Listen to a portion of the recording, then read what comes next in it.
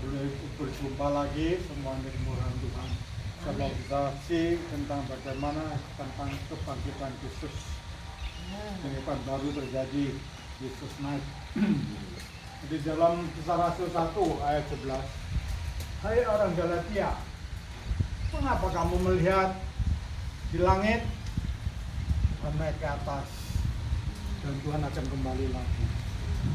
Hanya itu di dalam Yohanes 14 ayat 1 sampai 3, Yesus naik. Untuk apa? Surga, dia menyediakan tempat bagi kita. Bagi orang yang percaya sama Tuhan, yang sungguh-sungguh percaya, Tuhan akan menyediakan. Tapi yang masalah kita ini, apa saya sudah pasti? Apa saya sudah pasti Tuhan menyediakan tempat buat saya?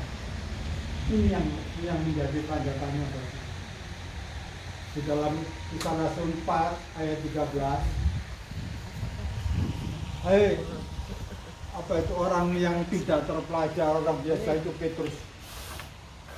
Ya, disitulah Petrus itu ada orang yang biasa, bukan turunan ningrat, karena apa itu dia orang biasa, dia tidak terpelajar. Di Galatia 3 ayat 1, hai orang Galatia yang bodoh. Apa benar orang yang tidak terpelajar itu bodoh? Nah, ini yang menjadi pertanyaan. Makanya di dalam Yohanes 1 ayat 46, Yesus bilang apa? Apa mungkinkah di kota apa itu Nazaret, kota kecil, lahir seorang raja? Yesus itu raja, bukan presiden. Kalau presiden pilihan rakyat gitu. Tapi kalau raja adalah turunan bangsawan. Jadi apa mungkin Yesus itu tempat Nazaret itu kota yang kecil, dan itu lahir seorang raja. Jadi sini lagi kembali.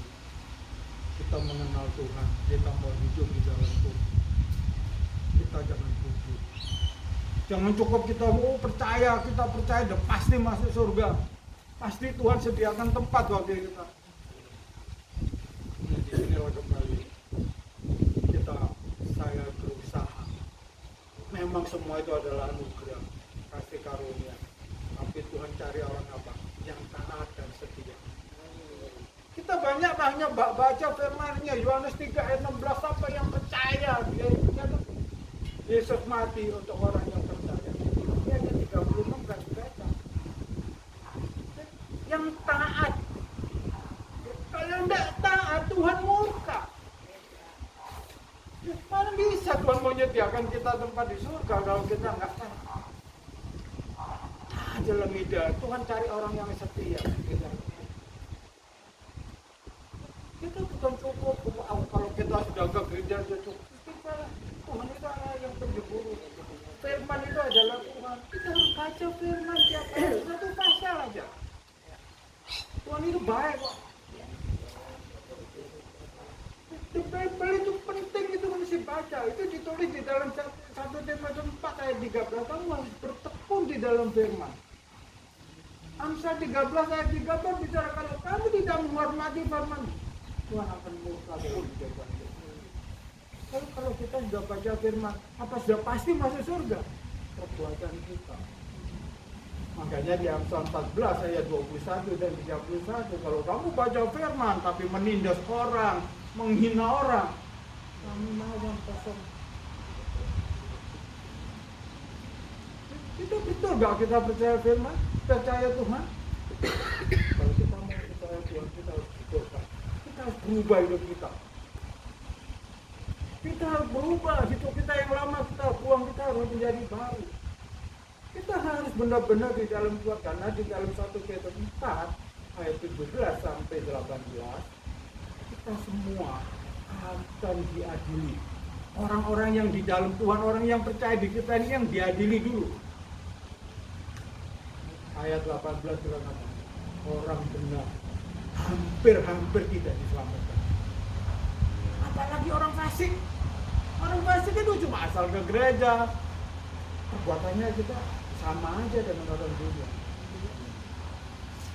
Kita mau hidup damai sejahtera di dalam keluarga, di dalam Efesus 6 ayat 24 itu bisa iman dengan kasih baru ada damai sejahtera. Bukan cuma percaya aja, ada kasih. kasih itu apa tadi? Kita harus menyanyi, kita harus kasih itu mengatur kasih dari saudara kita. Ya, kita nggak bisa, kita cuma kita kumpul-kumpul, kita begini. Nah, seperti sekarang zaman Israel perang dengan Palestina, saya berdoa sama Tuhan karena saya percaya janji Tuhan itu di dalam Zakaria 12 ayat 8 dan 9. Siapa saja negara, siapa saja menyerang Israel, sama-sama menghujat Allah. Dan Allah akan berperang, akan menanglah orang Palestina, orang Palestina itu bukan apa ya, bukan agamanya. Haman itu adalah pemberontak seperti FPI. Jadi bukan orang di dalam Tuhan, bukan agama. Itu ada Haman, ada macam-macam. Saya dengan keadaan ini saya selalu berdoa untuk Israel, Tuhan memberikan malaikat jaga umatnya Israel.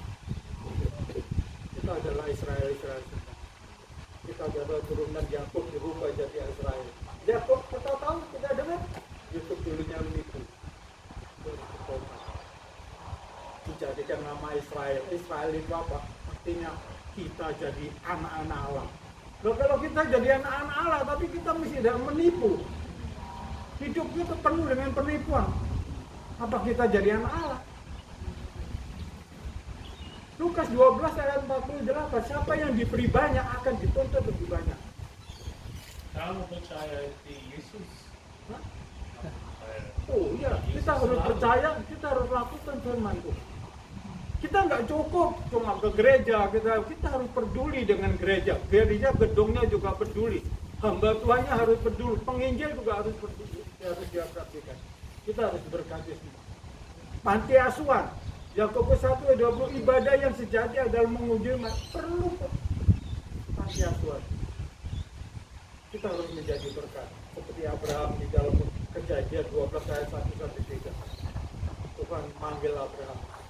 Dulunya dia orang berhala, dirubah, dikeluarkan dari keluarganya, diberkati untuk menjadi berkat. Sudahkah kita menjadi berkat? Ini yang kita perlukan. Kita jangan cuma enak-enakan, pokok ini sudah. Kita jangan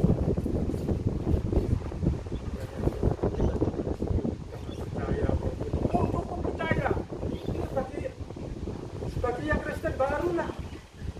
Kalau kita mau dewasa benar ya kita harus menyangka diri kita salah. Tadi kita berdiri. Saya berharap, saya bermimpi kekal bukan cuma di bumi. Nanti kalau mati harus kekal.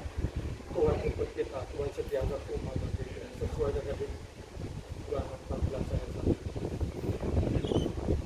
Di dalam Isra 8 ayat 22 sampai 20. Kalau kita tidak mampu menentukan, kita memegang. Kita minta Tuhan pegang tanganku. Nanti ayat 23 apa? Dengan puasa itu merendahkan diri. Kita ini apa? Debu, tanah debu, tidak ada artinya. Yesus sudah mati untuk menyelamatkan kita. Kita merendahkan diri. Tuhan pegang tanganku, aku tidak bisa mampu, kau pegang tanganku. Minta belas kasihan, tuntun aku selama ini aku hidup tidak benar. Kalau aku hidup di dalam kebenaran, kalau kami hidup di dalam kebenaran, aku mengasihi dan itu gak cukup. Ya, kita perlu berjuang. Makanya juga dalam 1 Timotius 6 ayat 12, kami berjuang merebut hidup kekal itu. Harus ada usaha. Ya, tapi bukan dengan kekuatan kita, panggil roh itu, doa dia aku kemampuan. Saya melakukan, saya belajar, saya hanya berharap. Saya dulu orang bodoh, saya penyembah berhala, kalau ada Tuhan mengampuni itu. Nanti puasa, pasca puasa, saya sudah lakukan. Puasa 3 hari nggak makan, nggak minum, kita lakukan. Puasa Daryl saya lakukan. Saya mengandalkan Tuhan.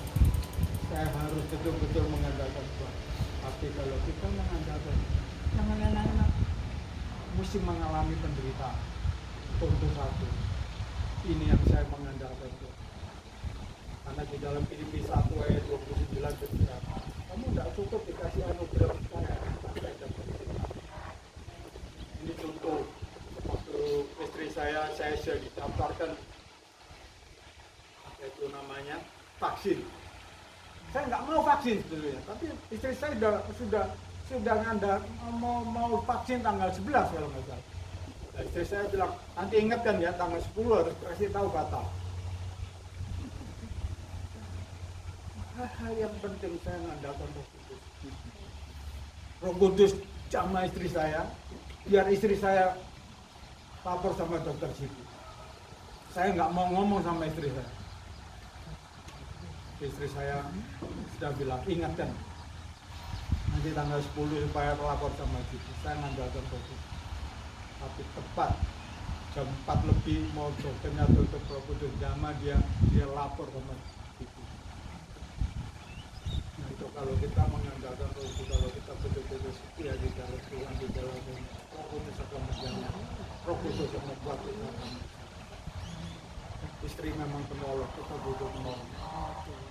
Kita hidup perlu penolong. Kita harus menghormati. Dan waktu saya akan bicara tentang istri, bagaimanakah istri itu? Istri itu penting. Kita harus menghormati istri. Tuhan memberkati. Terima kasih.